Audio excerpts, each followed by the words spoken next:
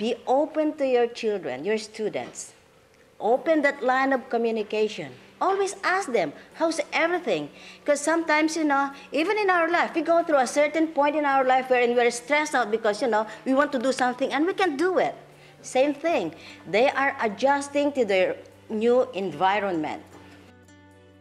My name is Terrell Tanaka. I'm Peggy Ledoux. My name is Myrna Martinez. My name is Carl Yanari. My name is Jennifer Lively. My name is Fred Chow.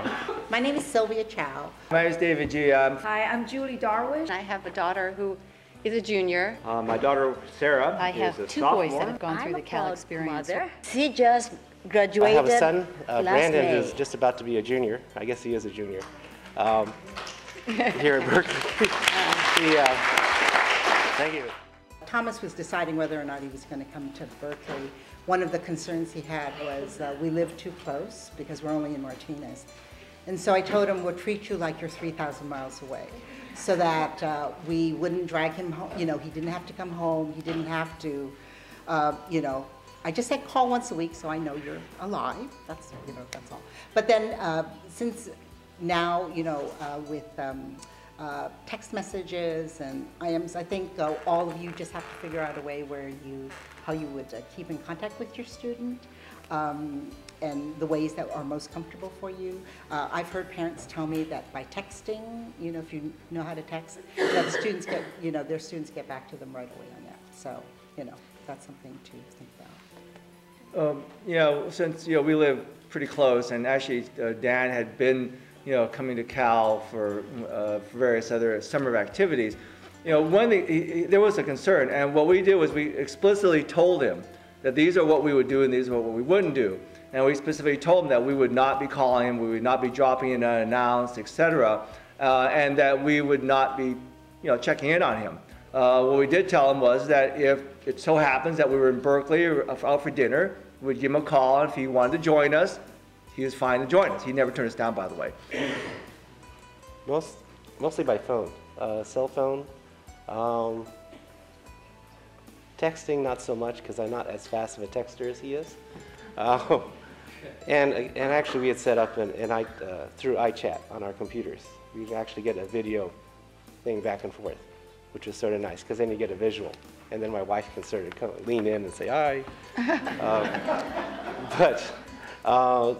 Generally, all those, just a variety of ways, but phone just seemed to be the best to get an instantaneous response.